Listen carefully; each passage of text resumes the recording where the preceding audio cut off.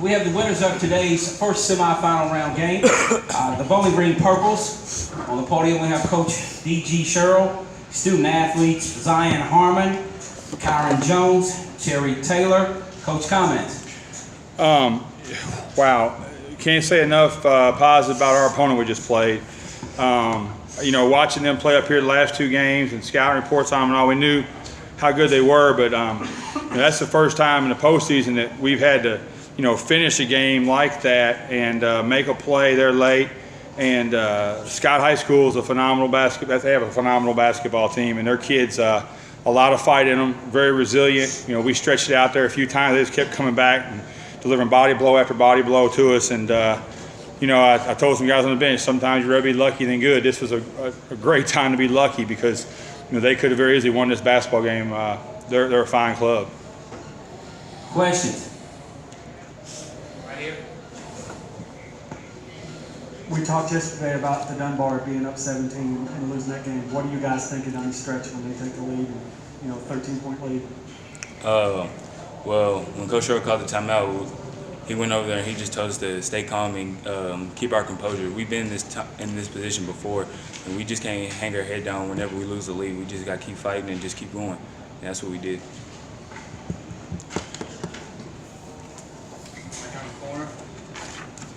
Zalman, the go-ahead shot. You know, the confidence to take that and make that play happen as an eighth grader. What do you have to say about that? Basically, I knew we needed a bucket to get up and get to the state championship, and that was all that was on my mind, to advance to the next game. I knew how bad these seniors wanted it, how bad I wanted it. I don't like to lose. I definitely want to go out my season with an L. So that's a big shot. Right here in the middle. Just for the players that you're just talking about playing against Jake Over in the way that he was sort of able to take control of this game, how hard was it really defending the guy? Well, he's a really good player. Like, the scouting report didn't lie when Coach drew it up. It was kind of hard to contain him because he shoots it so well, so you got to press him, but he can also blow past you and just be able to create for his other teammates. He's not a slouch, and he showed tonight that he's one of the top scorers in the state of Kentucky.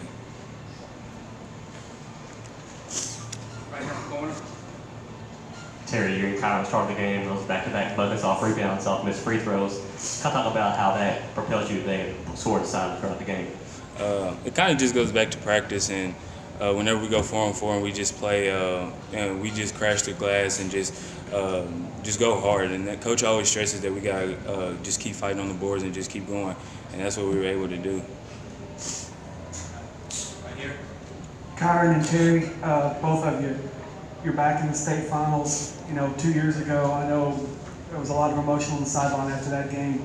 How special is it to be back there for your last game and have a chance now to try to cement your legacy? It's a blessing, and we're humbled to just get back there. And we want to go out in the right way. So whoever we play, we know we're going to play a good team, and we're just going to be ready to come out and play. And that's what it is. Oh, what he said. Right here.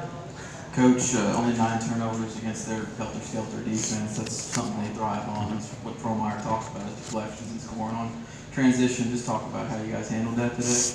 Well, you know, we have very steady guys with the ball in their hands. You've got, you know, you got Zion, you got D'Angelo. We bring Terry up to handle the basketball. So that's, it's nice to have a 6'6" guy you can bring the ball and he can handle it too.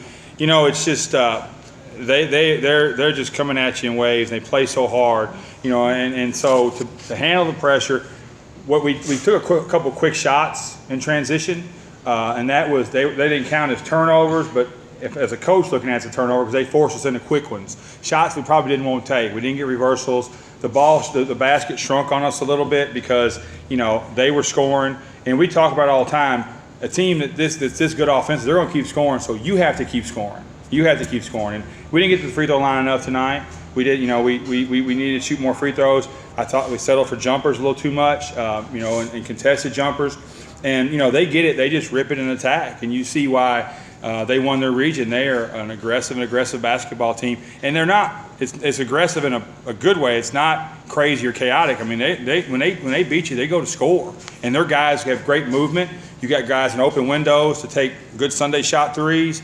So they, you know, their movement, and we saw them on film. It's a really difficult team to prepare for in 24 hours. I'll tell you, that's a difficult bunch to prepare for. Coach, what can you say about Zion, just the confidence to not only knock down 2 free throws late in the game, but then at the end of the stretch, just make a shot like that? I mean, you know, we've talked about it. You know, I've been asked about it a lot this year with him. He's just a very complete offensive player. I mean, the game is, you know, he spends a lot of time working on his offensive game, and you know, when he needs to score or we need a bucket, I mean, you know, the ball in his hands, I have complete confidence. I'm blessed that I have 2 guards that I don't get worried about them with the ball in their hands. I don't get nervous with them at all. And if I can throw it to the guy to my left, I'm not torn up either. So, you know, it's just been a really nice option to have guards that can handle it.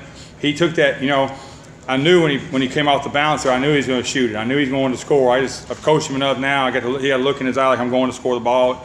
And a nice soft jumper. And we were fortunate enough to get a stop, which is something we were having a difficult time doing in the second half.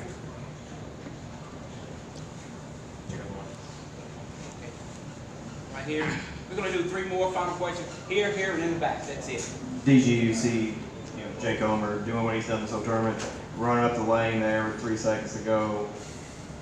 How confident were you that he was not going to make that shot? Well, we had a little bit of a discussion in my huddle with my coaches. Some of them wanted to go a little bit of pressure, and I told our guys in the huddle, you got to guard 1 possession, you get to go to the state championship game. Guard one possession, and I've told them, you know, somebody might have to take a charge to win a state championship. We didn't have to do, or get to the state championship. We didn't have to do that, but I said we guard 1 possession. We forced him into.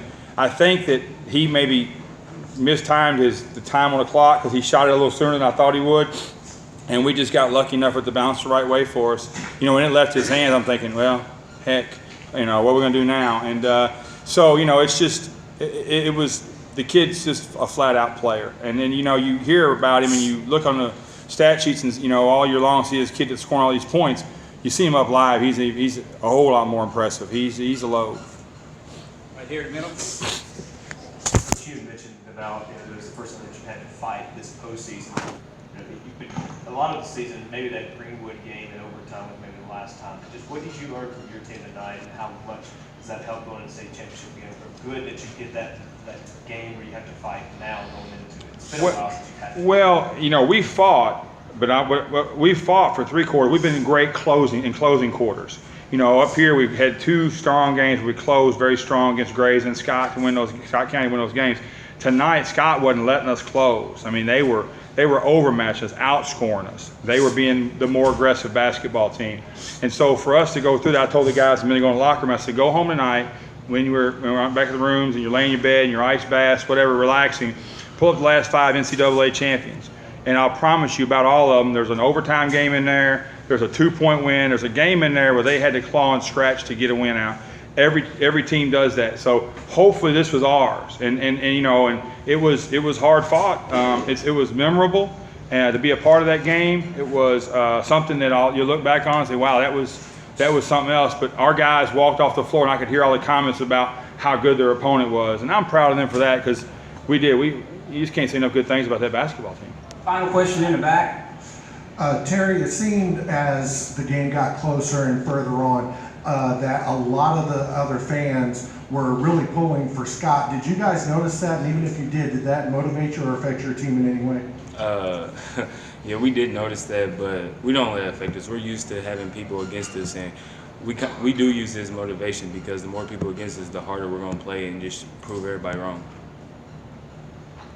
Okay. Coach, congratulations on the victory. Thank you, buddy. Good luck tomorrow in the championship. Thank you. Thank you, fellas. Next to your right. Watch the step.